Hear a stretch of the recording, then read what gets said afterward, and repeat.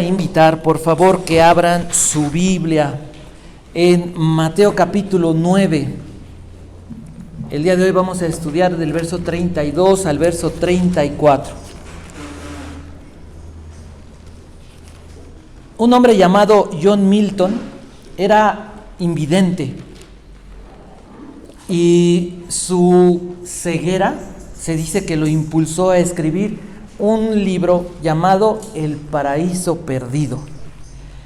Tomás Alva Edison quedó sordo, fue un hombre sordo, y decía que su sordera le ayudó a mantener su concentración y de esa manera poder tener tantos inventos. John Bunyan escribió desde la cárcel, muy parecido al apóstol Pablo. Uno de los libros se dice que puede ser el segundo libro más leído en la historia de la humanidad y sobre todo en la iglesia, la historia de la iglesia, en los cristianos, llamado El Progreso del Peregrino. Hay cosas que nos pueden maravillar.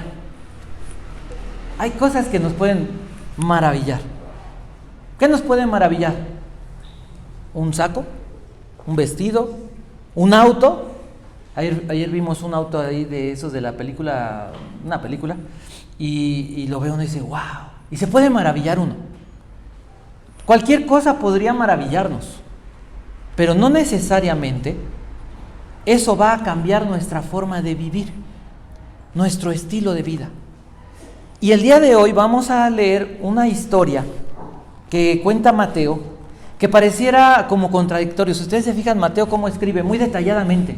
Mateo da detalles, da fechas, da historia del nombre, el hijo de este y el hijo de aquel, y pasaba esto y sucedió esto, y entonces llegó aquel y llegó esto, y Mateo va contando la historia muy detallada, pero en este pasaje que vamos a leer decimos, caray, como que Mateo aquí ya cambió, ¿no? ¿Qué pasó? Voy a leer. Si tienen su Biblia, acompáñenme, vamos a leerla, si no creo que lo están poniendo ahí en la pantalla, bueno, en la proyección.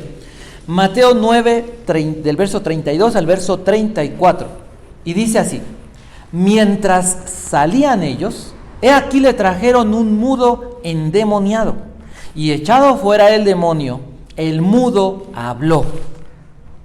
Y cambia así como que corta la narración y dice, y la gente se maravillaba y decía, nunca se ha visto cosa semejante en Israel.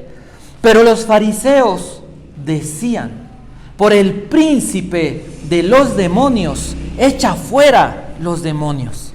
Y entonces decimos, ¿qué está pasando? Los primeros capítulos, el capítulo 5, 6 y 7 de Mateo, ¿de qué hablan? Sermón del Monte. ¿De qué? Del Sermón del Monte. Y es donde Jesús establece la estructura, la legislación del reino de los cielos. Pero el capítulo 8 y el capítulo 9 son extraordinarios porque se tratan de puros milagros. Y tal vez diríamos, ¿por qué? Porque el Señor Jesús, después de explicar, de dar una enseñanza, lo siguiente que hacía era demostrar su poder, su autoridad. Y hacía estos milagros. Y vemos cómo va narrando estos milagros. Básicamente, no solamente hablan del poder de Jesús, sino que hablan de la autoridad de Jesús. Y eso es lo importante. De manera que Jesús ha mostrado autoridad sobre la naturaleza, sobre demonios, liberó al endemoniado, perdonó pecados al paralítico, llamó a un pecador y le perdonó sus pecados al pecador, enseñó sobre el ayuno, sana a la mujer del flujo de sangre, resucita a la hija de Jairo y acaba de darle vista a los ciegos. Y entonces ya está Mateo hablando no solamente del reino de Dios, sino que está hablando de la autoridad de Cristo, sino que está hablando del reino de Dios. ¿Qué es el reino de Dios? ¿Qué implica vivir el reino de Dios? Lo que Jesús vino a establecer. Porque las personas no solamente tenían que saber que hay bienaventuranza para los pobres en espíritu, porque de ellos es el reino de los cielos, y que Jesús tenía mucha autoridad y mucho poder, pero Jesús está en el cielo, como dicen algunas personas. No, es que Dios nos abandonó y mira cómo está el mundo y ve cómo me ha ido a mí. Dios no está. No, lo que Jesús vino es a establecer el reino de Dios para todo aquel que cree en Él. Y el reino de Dios se trata así de un estilo de vida, de un cambio de naturaleza, de la autoridad de Jesús en el mundo, pero sobre todo en la vida de los que creen. Y la autoridad de Jesús resulta en la autoridad ¿para quién? No solamente sobre nosotros, sino autoridad en nosotros o para nosotros. El reino de Dios, lo que hace Jesús es sacar a dos hombres invidentes, que figurativamente habla de la oscuridad en la que se encuentra la humanidad, y les da vista. ¿Y qué es lo que sucede? Al primero que ven esos hombres, ¿a quién es? A Jesús. El hombre puede ver por medio de Cristo, ver la gloria de Dios y ver a Dios. Pero ahora en este milagro tan aparentemente sencillo, ahora los hombres, este hombre sordomudo va a poder escuchar y va a poder hablar, va a poder relacionarse, comunicarse con Dios y va a poder escuchar la voz de Dios. ¿Qué le falta a la humanidad? ¿Qué te falta a ti? ¿Qué nos falta a nosotros? Escuchar a Dios. ¿Qué es lo que Dios quiere? ¿Cómo sabemos cuál dirección debemos de tomar? ¿Qué decisiones tomar? Si no oímos a Dios, mira, vas a hacer lo que siempre has hecho, lo que a ti te parece. ¿Y cómo vas a acabar? ¿Cómo has acabado? ¿Cómo hemos acabado? Descalabrados, chimuelos, sangrados, todos golpeados, arrastrados. ¿Por qué hemos hecho qué? Lo que queremos. Ahora, por medio de Jesús, la humanidad, el hombre, puede tener un encuentro con Dios. Entonces, vamos a ver cómo la historia que narra Mateo nos habla del Evangelio. Dice ahí, mientras ellos salían, ellos salían está hablando de los dos ciegos que acaban de salir. La casa de Pedro se había convertido en una casa de sanidad. Ahí sanó Jesús a su suegra, ahí sanó a los ciegos, allí va a sanar al sordomudo. Esta casa, este lugar se había convertido en el centro de operaciones del Señor Jesús, donde Él sanaba a las personas. Y dice, le trajeron a un mudo endemoniado. ¿Qué es lo que está diciendo? Mateo no se va a enfocar en el milagro en sí mismo, pero es importante que analicemos el milagro. A Mateo lo que hoy nos quiere hablar son sobre las reacciones que produjo, no este milagro, sino todos los milagros y las palabras que Jesús había hecho. De esto vamos a hablar, dos reacciones, la reacción de la multitud y la reacción de los fariseos. Dice, le trajeron un sordo endemoniado. ¿Qué es lo que esa palabra que dice sordo? Esa palabra significa alguien embotado. No podía oír, tampoco podía hablar. Pero dice que estaba sordo y mudo por causa de un demonio. Fíjense ustedes en algo. Dios creó al hombre ¿para qué? ¿Qué hemos estado hablando mucho en estas últimas semanas? ¿Para qué Dios creó al hombre? Bueno, fuimos creados para su gloria, está bien, para adorarlo. Pero lo más importante, fuimos creados a su imagen y semejanza, ¿pero para qué? ¿Para que Dios qué? Para que Dios habite en nosotros. Ese es el misterio de la iglesia. ¿Se acuerdan que Pablo dice, grande es este misterio? Dios habitando en el hombre. Dios habitando en ti, en nosotros, en mí. Piensa en eso. Tómate 5 segundos. ¿Qué significa? ¿Qué significa que Dios vive en ti? Que Cristo, quien venció al mundo, al pecado, a la muerte, ahora vive en ti. ¿Qué significa eso? ¿Qué implica? ¿Hasta dónde podemos nosotros llegar en nuestra percepción y en nuestra imaginación de que Dios vive en nosotros? ¿De quién huían los demonios? De Jesús.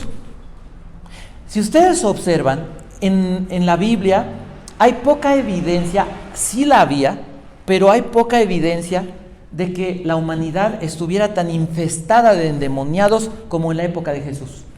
Y en la época de Jesús, lo más hermoso, maravilloso para los hombres es que Jesús viniera ¿a qué? A liberar a los endemoniados.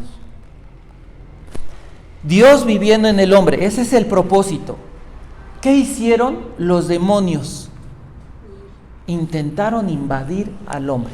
En muchos casos lo invadieron. Influencia mental, influencia emocional, influencia en este caso hasta física. ¿Se dan cuenta cómo el diablo intenta usurpar el lugar que le corresponde a Cristo? Por la gracia de Dios, la mayoría de las personas no tienen esa influencia o no están poseídos, pero sí tienen una gran influencia del mal, del mundo, del enemigo. Malos pensamientos, malas emociones, el egoísmo, la envidia. Fíjense en algo. Jesús viene entonces ¿a qué? A despojarlos, a echarlos fuera, para dejar el sitio libre, para que el hombre le rinda su vida y ahora Dios pueda habitar en el corazón de las personas. Entonces, dice, le trajeron un endemoniado. No dice quién. No dice tampoco la Biblia la causa de por qué el hombre quedó endemoniado. ¿Cuál fue el pecado? Porque en este caso no es relevante, pero es importante saber que por causa del pecado todos en su alma tienen la posibilidad de tener una puerta abierta para que el enemigo pueda venir y comenzar a atormentar a las personas. Temores, esquizofrenia, hoy que están de moda las enfermedades mentales, más bien son enfermedades del alma.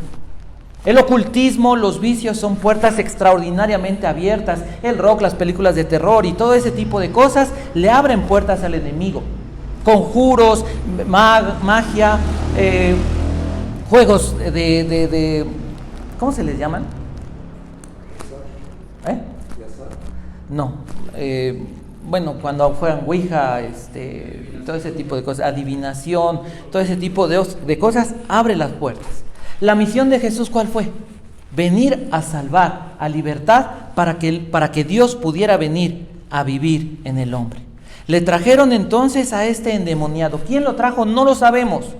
Pero fueron almas, fueron personas que estaban interesadas en la salvación, en la sanidad de esa persona. Pero eran personas que confiaban en Cristo. Personas que creían realmente que Jesús era el Hijo de Dios. Esto es importante. Sigue diciendo la Escritura.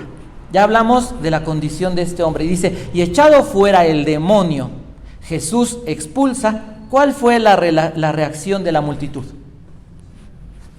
¿Qué dice la Biblia? Se maravillaron. Maravillados. ¡Wow! Pasamos y vimos una prenda, un saco. Y yo dije, wow, wow. Y que me meto y que dije, a ver, que me lo pruebo. No, yo dije, de aquí es, ¿no? Pero la ropa tiene una cosa tan cochina de este tamaño que se llama etiqueta. Que cuando vi la etiqueta dije, esto es una cochinada. Y me fui. Me maravilló. ¿Qué te puede maravillar? Una persona, una cosa, ¿qué te puede maravillar? Pero el que se hayan maravillado no significa que tuvieron fe. Maravillados, wow, nadie ha hecho lo que Jesús hace, y lo seguían. Y Herodes Antipas que decía, tráiganlo, quiero ver, a ver, hazme un milagro. Maravillados un montón, pero su corazón tuvo fe. No venimos a la iglesia a ser maravillados solamente. Si te maravilla Cristo, bendito sea el Señor. ¿Venimos a qué? A confiar en Él. Venimos a conocerlo para que en la medida que conocemos a Jesús, nuestro corazón puede confiar en Él. La multitud se maravillaba, se admiraba, pero meses o un poquito más de meses, años, aproximadamente 1 año y medio después, esa multitud que se maravilló, ¿qué dijo? Crucifícalo. Ahora piensa en esto. ¿Saben una cosa? Había pasado Juan el Bautista. ¿Juan el Bautista se registra que hizo milagros? No. Muchos profetas hicieron milagros, muchísimos, pero nadie hizo los milagros que hizo Jesús. Los milagros que se registran en la Biblia son cosas que nadie ha hecho, que nadie hizo y que nadie va a poder hacer. Son únicos. Porque esos milagros son señales, son más allá de una manifestación del poder y la gloria de Dios. Son señales que apuntan hacia Dios como el Creador, como el Soberano, como el Salvador, y a Jesús como el Redentor. hubo muchos milagros a lo mejor. ¿Saben ustedes que había un montón de personas, un Judas el Galileo, estos macabeos, había un montón de gente que se levantaba y ¿qué creen? Se ponía a predicar. Predicadores había, pero al por mayor. Había un montón de gente guerrera que se creían Mesías. ¿Ustedes saben que Barrabás se creía el Mesías? ¿Sabían ustedes que Barrabás, alguna vez ya lo comenté, Barrabás creía que él era el Mesías, el que iba a liberar a Israel y que él iba a ser el que iba a gobernar y iba a establecer el reino de Dios en el enfoque del hijo de David? ¿Sabían que había mucha gente así? Entonces cuando Jesús aparece, pues la gente dice, pues es otro predicador. Pero bueno, este es milagrero, trae algo más. ¿Se acuerdan que Nicodemo llega y dice, híjole, es que sabemos que vienes de Dios, como maestro, o sea, tú enseñas cosas que sí están ya en otro nivel, pero como que no llego, ¿no? ¿Qué le dijo Jesús? ¿Necesitas hacer milagros? ¿Necesitas maravillarte de mis milagros? Nicodemo estaba maravillado. ¿Qué le dijo Jesús? Para que tú veas, para que entiendas, para que entres en el reino de Dios, necesitas nacer de nuevo. Estas personas se maravillaron, pero no buscaron realmente a Jesús. Buscaban beneficios, buscaban diversión. La iglesia puede ser muchas veces bonita, ¿no? Te la pasas bien. ¿Quién? Bueno, para mí es mi vida, ¿no? Obviamente. Desde que yo llegué a una iglesia, yo dije, por la gracia de Dios, creo que falté 2 o 3 fines de semana por cuestiones de trabajo hace muchos años.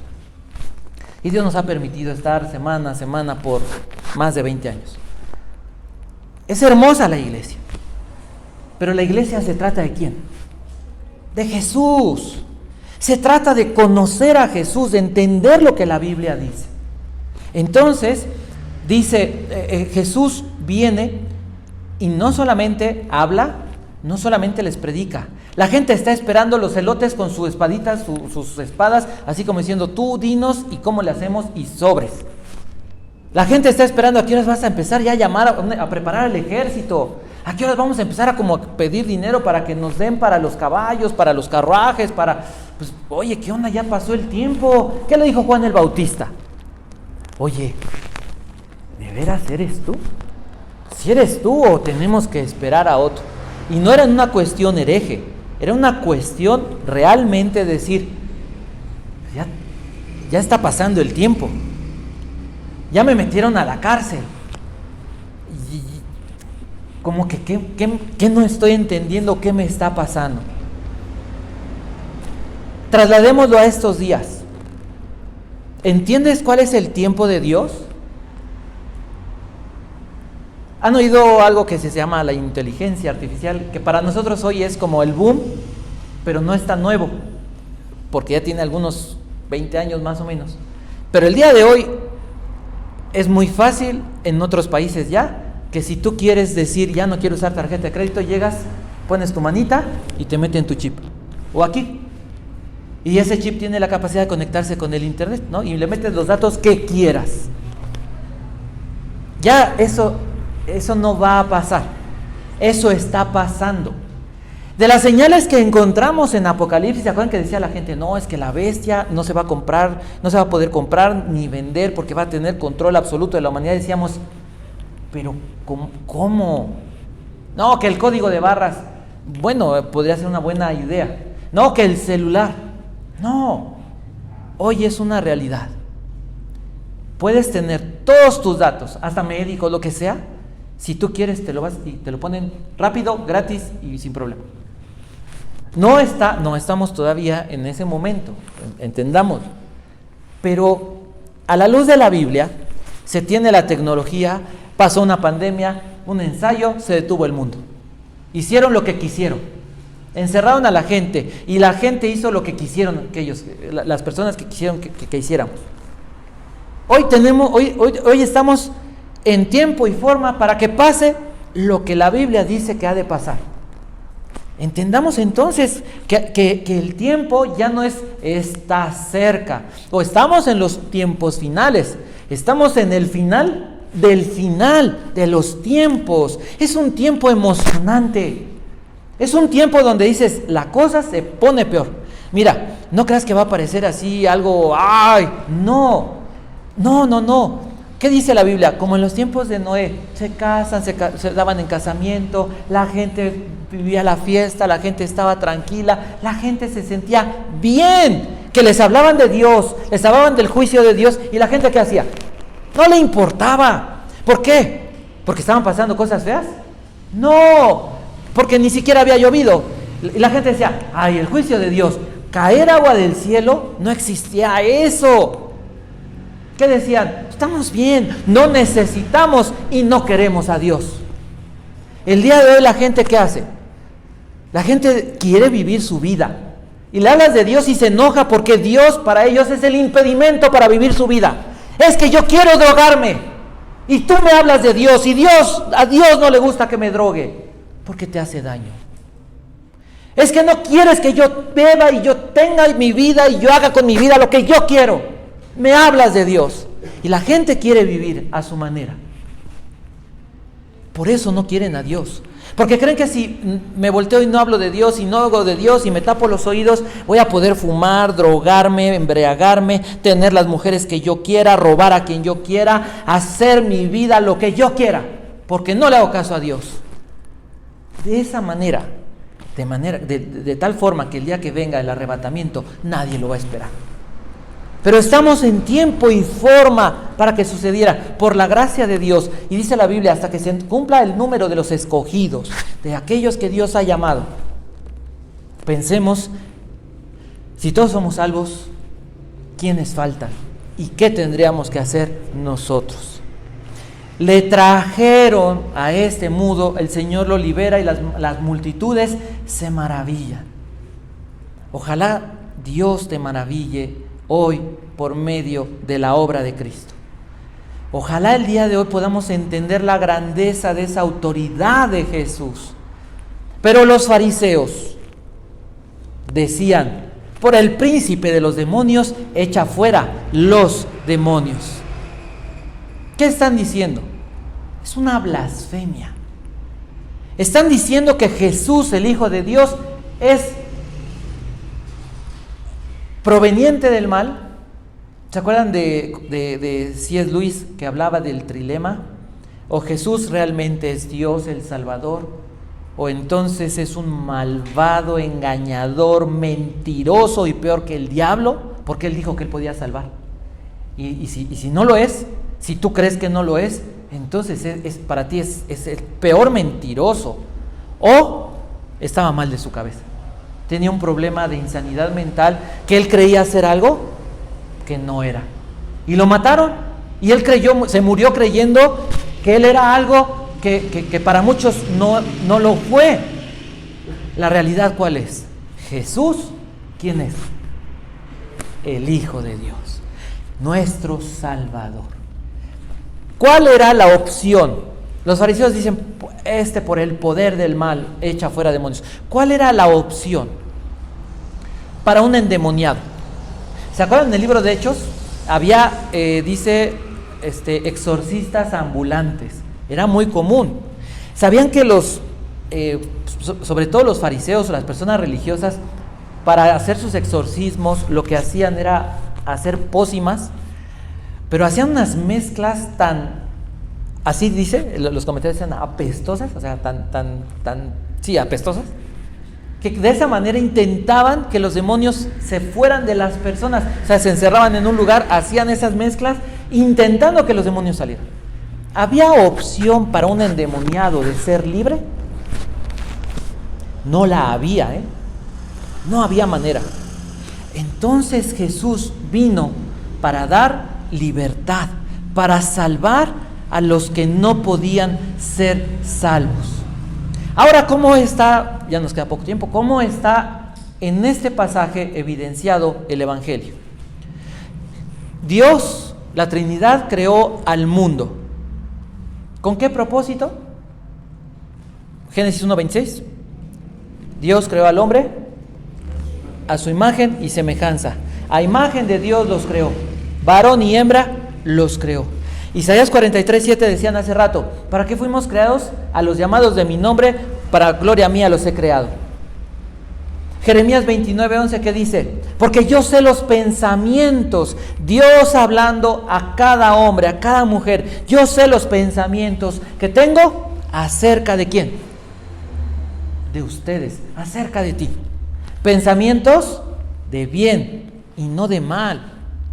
Los pensamientos de Dios para nosotros, ¿cómo son? Para cualquier persona, los pensamientos de Dios, ¿cómo son? De bien, para darles el fin que ustedes esperan. ¿Esperas que te vaya bien en la vida? Sí, cerca de Dios. ¿Cuál es el problema del mal? Si les dijeran, dame una definición así como examen, saquen una hojita, escríbanme su definición de qué es el mal. ¿Qué es el mal?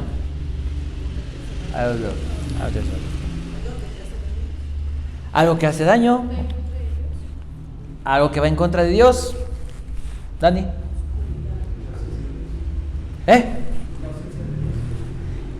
podríamos sintetizarlo en eso: la ausencia de Dios. El mal está donde Dios no está. La oscuridad se da donde no está la luz de Dios. Dios entonces creó todas las cosas para que fueran buenas. Y ya en el Nuevo Testamento, la Biblia, Dios inspira al Espíritu Santo a los hombres para decir que la iglesia, que cada persona somos, 1 Corintios 3:16, somos el templo de Dios. 1 Timoteo 3:15 dice, la casa de Dios, la casa de Dios. Efesios 3:22 dice que somos morada de Dios en el Espíritu. Efesios 3:17, para que habite Cristo por la fe en tu corazón. 1 Corintios 6:19, el cuerpo de nosotros, la iglesia como cuerpo de Cristo, es templo del Espíritu Santo. 2 Corintios 6:16 dice, habitaré en medio de ellos. Dios habitando en nuestros corazones. De eso se trata. Pero el hombre cayó en pecado. El hombre entonces se alejó de Dios. El hombre ni siquiera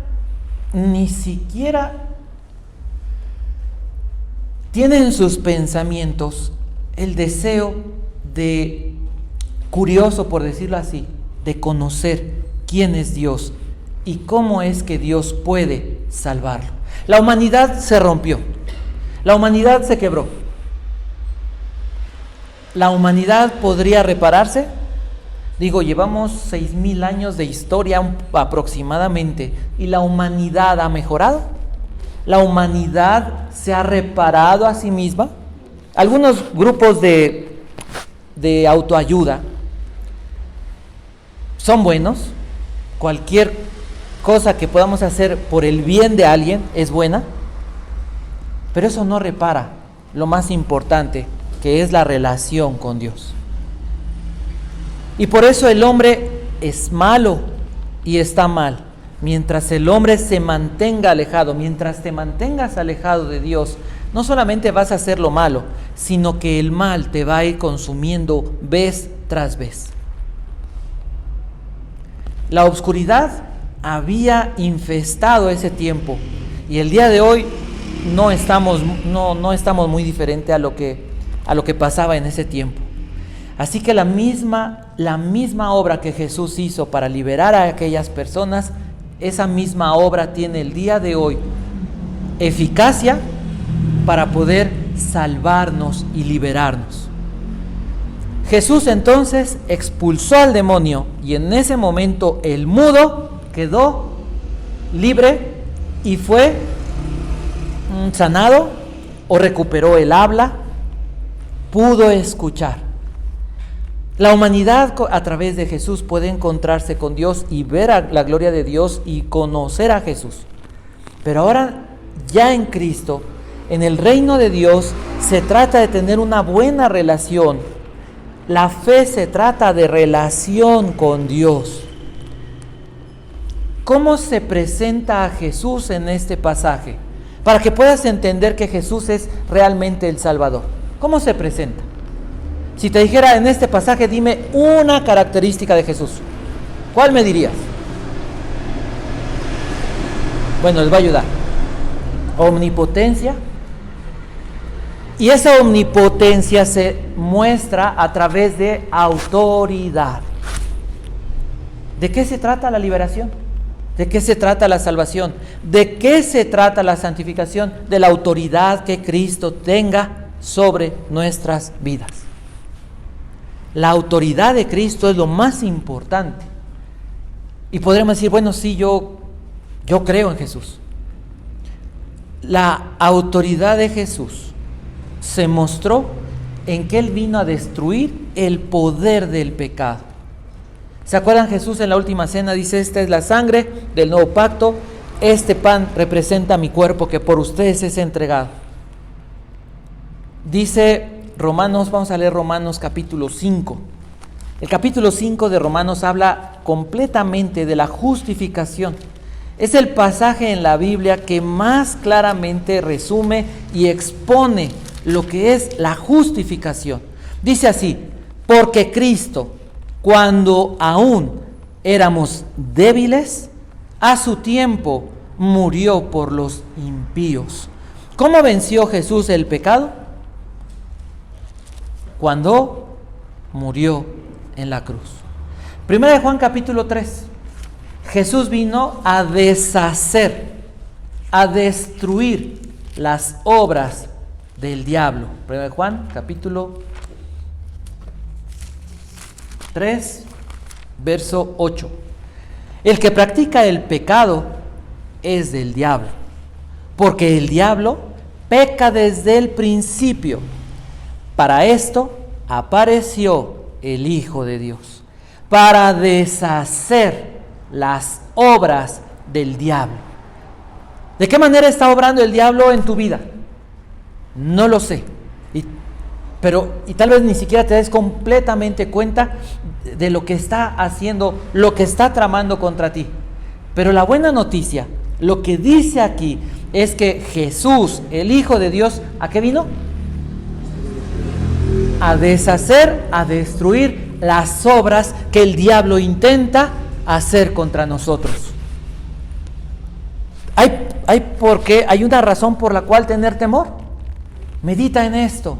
Lo que el diablo planee contra nosotros, ¿quién ya lo destruyó? ¿Quién deshace las obras o ya deshizo las obras? Jesús. Ahora, ¿qué es lo siguiente? Unos se maravillaron y no sirve maravillarte, otros fueron blasfemos. ¿De qué se trata? De cómo este pasaje yo pueda creerlo. Establezco mi relación con Jesús basado en la fe. Vengo a Cristo y le digo, lo lograste en la cruz. Me rindo a Cristo, pero rendirse, ¿cómo se entiende rendirse? No solamente decir me rindo como en las luchas, no, me rindo. No es rendirse así. Rendirse significa caer en obediencia. Es someterme completamente. Tú eres el amo. Cuando yo me someto realmente a la autoridad de Jesús, es día a día. No es que Dios diga hoy, ya, sometido a ti, Señor, y como que pasara eternamente. La justificación, el perdón de nuestros pecados, se hizo de una vez y para siempre. Pero la transformación y la victoria sobre el pecado y sobre las obras de las tinieblas se va dando día a día. Día a día. Piensa otra vez en esto. La autoridad de Cristo en tu vida y Cristo morando en tu vida, el Espíritu Santo morando en tu vida, las obras que Jesús hizo, dijo Él, cosas mayores que estas ustedes harán. Y no se trata de que vamos a hacer a lo mejor más milagros que Jesús, sino que la iglesia en su conjunto, ¿a cuántas personas habrán resucitado? Muchos hermanos. Sinceramente, no conozco a alguien que haya orado por un muerto y se haya levantado. Yo no conozco, pero he oído testimonios de personas que sí.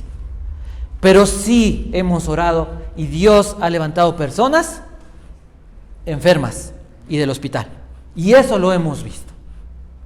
Hemos visto cómo Dios obra a través de la iglesia, de los creyentes, haciendo esas obras milagrosas. Porque ahora Jesús quiere vivir y hacer lo que hizo, salvar a las personas, pero ¿a través de quién? A través de la iglesia, a través de ti, a través de todos nosotros. ¿De qué se trata la vida? ¿De hacer lo que se nos ocurre? ¿De buscar la felicidad a nuestra manera? ¿Dios está peleado con la felicidad? No. Dice la Biblia, no serás feliz porque es pecado. No. ¿Cuál es el fruto del Espíritu? Primero, ¿qué necesita el hombre? El amor de Dios. Y después, ¿qué dice? Gozo. No te dice felicidad que se acaba en un día. Hoy eres feliz porque cargas un bebé y pero mañana o al rato estás llorando porque perdió el equipo al que le vas. No es eso. El gozo de la Biblia es una alegría y es una capacidad de felicidad permanente en medio de cualquier tribulación. No se va a levantar una tormenta, una tempestad en el lago ¿cómo se llama? ¿El Xochimilco? El lago de Xochimilco. No. Es que para que pase, no se va a levantar. Pero figurativamente, ¿cuántas tormentas en tu vida no has enfrentado? Pues en medio de esas tormentas se levanta Jesús y ¿qué hace? Viene a traer calma y a traer salvación a tu vida. Y aun cuando llegaras al punto del apóstol Pablo, de Juan el Bautista, de Pedro, que se te concediera morir en el nombre de Jesús, ninguno de ellos dijo, híjole, qué tristeza. Todos ellos acabaron victoriosos. ¿Por qué? Porque yo creo que como cuando uno está, ahora que fuimos a Inglaterra, no fuimos, a la coronación del pariente, no. Está uno en el aeropuerto y uno dice, ya, ¿no? Ya, y te subes al avión y ya quieres estar allá. Dices, 1 hora, media hora, segundos, y voy a ver a mi Dios. Entonces la Biblia habla de ese gozo. Y ese gozo, esa capacidad, resulta de la relación que tengas, de la forma de comunicarte y de las palabras que puedas recibir de parte de Dios. Y vamos a terminar. Jesús trajo vida eterna. La vida de Cristo en nosotros, Cristo viviendo en nosotros. Esto nos da para pensar toda la eternidad y para vivir en esto. Mediten en esto. Cada vez que te levantes y termines de leer tu Biblia, de orar, recuerda, tengo vida eterna. ¿De qué se trata? ¿Es una vida inagotable? Es verdad. Sí, pero es una vida de cualidad. En este pasaje, para enfocarlo así, sencillamente, en este pasaje, ¿de qué se trata la vida eterna? De autoridad. ¿Pero autoridad sobre quién?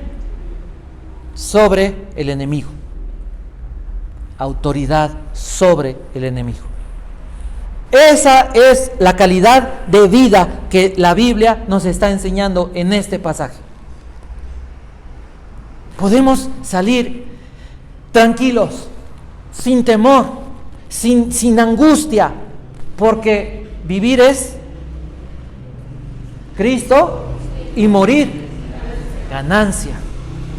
Porque las armas de nuestra milicia no son humanas, si fueran humanas, sino poderosas en Dios para la destrucción de fortalezas, derribando argumentos y toda altivez que se levanta en contra del conocimiento de Dios y llevando cautivo todo pensamiento a Cristo.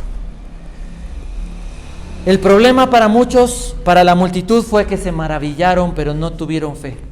El problema para otros, lo que los llevó al infierno a los otros, a unos fueron no enemigos, estuvieron contentos al lado de Jesús, pero no recibieron nada de Jesús. Para los otros, el problema fue que Jesús significaba que les iba a quitar lo que más amaban, su poder, su economía Si había alguien que tenía, estaban artríticos, eran los fariseos, el clero. Jesús era un problema para ellos y por eso estuvieron dispuestos no solamente a atacarlo, sino a matarlo. ¿Qué demanda Dios de ti? ¿De qué forma deberíamos vivir? Creyendo en su autoridad, rindiéndonos en su autoridad o a su autoridad, confiando en su autoridad. Eso es lo que te toca hacer. Ríndete a su autoridad. Vieron en las noticias, aquí salieron las noticias que la carretera para Acapulco iban los motociclistas deteniendo todo el tráfico, ¿sí? Y haciendo ahí alardes, ¿no? Entonces yo veo eso y yo tengo una resortera, ¿no? Entonces la tengo guardada. Pero la mente de uno, ¿qué? Empieza como así, ¿no? Ni siquiera estaba en la carretera, pero yo estaba pensando, o sea, si yo hubiera de la carretera, eso es malo, no está bien. ¿Por qué? Porque yo me tengo que someter a la autoridad. Si Dios es omnipotente y si Dios tiene autoridad, le dejamos a Dios la justicia. ¿Y saben qué? ¡Wow! Yo no tengo que acabar con el malo. Yo no tengo que ir a decirle a la gente eso. No. Yo tengo que orar por los políticos, por las personas en autoridad, que es lo que dice la Biblia, y hablarles del que tiene realmente autoridad, no solamente sobre la vida o sobre la naturaleza, sino que tiene la autoridad para condenarlos o para salvarlos. Que por la gracia de Cristo somos salvos. Entonces, a partir de hoy, lo único que Dios con este pasaje quiere que vivamos bajo la autoridad de Jesús, pero ejerciendo la autoridad de Cristo en nuestra vida. Reclamando nuestra vida, nuestra familia y nuestro país y lo que para Cristo. ¿De qué manera se hace eso? Predicando el Evangelio. Entonces, cierra tus ojos. Y quiero terminar haciendo este llamado, esta invitación.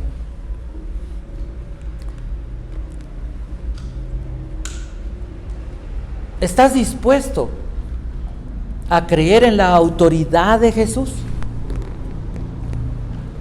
¿Estás dispuesto a creer en que Jesús gobierna en cada momento y en cada situación de la vida de sus hijos? Si estás dispuesto, entonces sométete y obedece. Pero hay un regalo en el Evangelio, porque esa autoridad, el día de hoy, puedes recibir y experimentar la libertad que experimentó aquel hombre. Unos no podían ver, pero cuando Jesús llegó a su vida, lo primero que vieron fue a Jesús. ¿Y sabes qué? Que ese fue el primer encuentro, porque después en la eternidad, cuando ellos murieron, al primero que volvieron a ver, ¿sabes a quién fue? Fue al Señor Jesucristo. Y esa es una realidad para los que creemos en Jesús. De manera que si tú hoy no crees en Jesús, puedes decirle: perdona mis pecados y quiero creer en ti. Para que el día que tú partas de este mundo, no sé cuántos tiempo tengas de vida. Los jóvenes creen que van a vivir 100 años y parece que la vida es muy larga. Los que están en una edad mediana se dan cuenta que pasó muy rápido y que queda menos tiempo. Y algunos dicen: creo que me queda poco tiempo. No sabemos cuál es el tiempo de tu vida, pero la pregunta es: ¿cómo la vas a vivir? Porque estás bajo la autoridad o del mundo, o del pecado, o de ti mismo. Haces lo que quieres, o te vas a rendir a la autoridad de Jesús. La autoridad de Jesús te hace libre. Este hombre pudo oír las palabras de Jesús Este hombre a partir de ese momento pudo decir: Padre Santo, que estás en el cielo, santificado sea tu nombre y venga tu reino. Y haz tu voluntad como en el cielo, así también en mi vida, en mi familia y en mi casa. Y provéeme de lo que necesito. Y no me dejes caer en la tentación. Líbrame del mal, porque tuyo es el reino y el poder y la gloria. Y ese hombre, a partir de ese momento, pudo comenzar a oír y hablar con Dios. Y te vuelvo a preguntar, ¿estás dispuesto a someterte a esa autoridad de Cristo sin importar los resultados?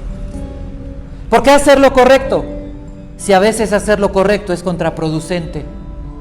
¿Por qué ser verdadero si ser falso a veces te da libertad? ¿Por qué hacer las cosas correctas si los que hacen lo malo les va bien? ¿Por qué negarte a los placeres del mundo?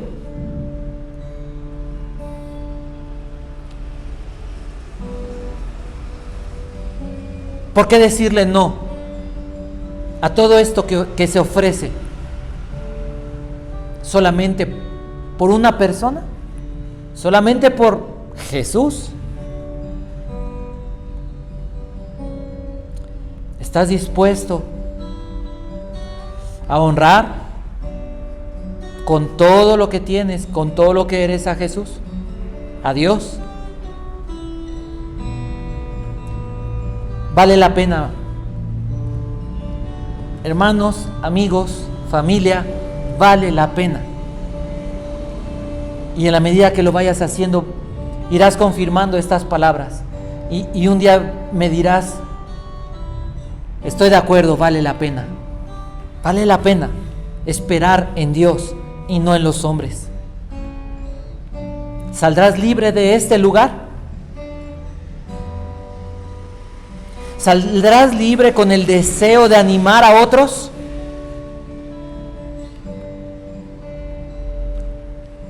Animar a otros a que busquen, a que crean, a que se sometan a la autoridad de Jesús.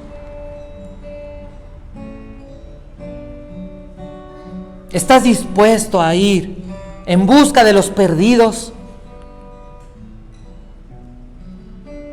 y tratar de convencerlos, tratar de animarlos que se rindan al reino de Cristo? ¿Estás dispuesto a ir a buscarlos como aquellas personas, tal vez en el anonimato, y traerlos y presentarlos y convencerlos de que Jesús realmente es el Rey que salva y que cambia la vida, el Rey que da una nueva vida y una vida de libertad, una vida de victoria, no libre de problemas? Por el contrario, más grandes, una vida de victoria. ¿Quién está listo? ¿Quién está listo? ¿Quién está dispuesto?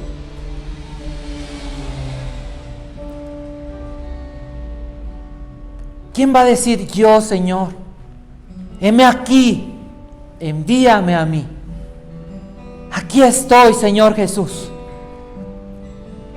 Mientras me des un lugar para predicar, predicaremos. Haya o no haya. Porque tú sustentarás nuestra vida. Mientras me des vida, quiero ir por los perdidos. Y quiero experimentar esa libertad gloriosa de los hijos de Dios. Porque esa es la promesa que Dios, que Cristo ha dejado. Padre, en el nombre de Jesús, maravilloso Cristo, maravilloso Jesús, omnipotente y soberano Dios, que viniste a la tierra para traer tu reino, un reino de justicia y de vida eterna. que viniste a dar libertad a los cautivos.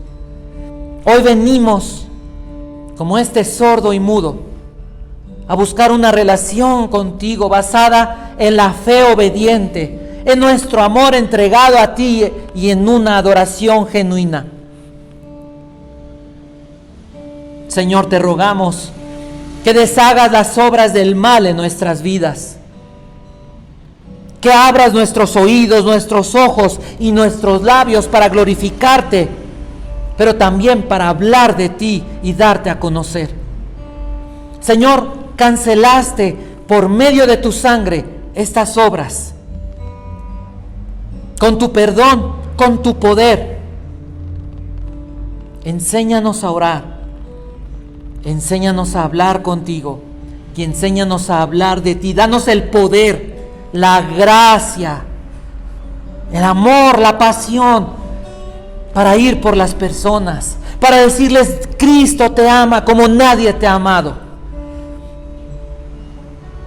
Él dio su vida por ti y en la cruz miró tu necesidad, miró todas tus aflicciones, tus temores, tus tristezas, tu falta de amor, y en esa cruz Él derramó su amor, derramó su sangre para salvarte, porque quiere vivir contigo, vivir en ti eternamente. Señor, queremos ir y decirles a las personas que tenemos grandes recursos, tu misericordia, tu amor y tu gracia que nos has concedido, el poder de tu resurrección, la autoridad en tu nombre. Confiamos en esa libertad, porque es permanente, porque es eterna, porque a los que liberaste nunca volvieron a estar poseídos. A los que les abriste los ojos no volvieron a ser ciegos. A los que estaban sordos y les abriste los oídos no volvieron a estar sordos. A los que estaban paralíticos los levantaste y nunca más volvieron a estar postrados. Y a los muertos que les diste vida nunca la perdieron, porque la salvación y la libertad que tú das, Dios bendito, es perfecta, es eterna, es imperdible, es indestructible, porque eres tú mismo haciendo esta obra. Por eso la gloria es para ti, Jesús. Por eso nuestra adoración y por eso nuestra alabanza te pertenece a ti. Y si hoy fuera el último día de nuestra vida, Dios, queremos decirle a las personas que hay una razón valiosa para vivir, y eres tú. Que hay alguien que cambia la vida, y eres tú. Y que nunca nos fallaste, que siempre estuviste, y que cada día en nuestra vida fue un día de victoria, fue un día con propósito, fue un día para tu gloria. Y al final podremos sonreír, porque tu palabra dice que te veremos cara a cara. Y nuestras lágrimas y todas nuestras aflicciones quedarán en el pasado, porque eternamente disfrutaremos de la gloria, de la paz y del amor eterno que está en ti. Así, con tus ojos cerrados, si quieres acompañarnos, terminar adorando a Dios, te invito a que te pongas de pie. Adora a Cristo, vale la pena. Es la recta final en el propósito de Dios. Adoremos a Cristo. Es el tiempo final. Hay que vivir para Él. Vale la pena vivir emocionado. Es la última recta. Es el tiempo de los vencedores, porque Cristo venció. Vamos adelante. Sigue adelante. No te canses. Sigue creyendo. Sigue buscando. Sigue confiando. Sigue dependiendo. Porque Cristo sigue vivo para siempre. Y Él está cerca de ti. Él vive en ti.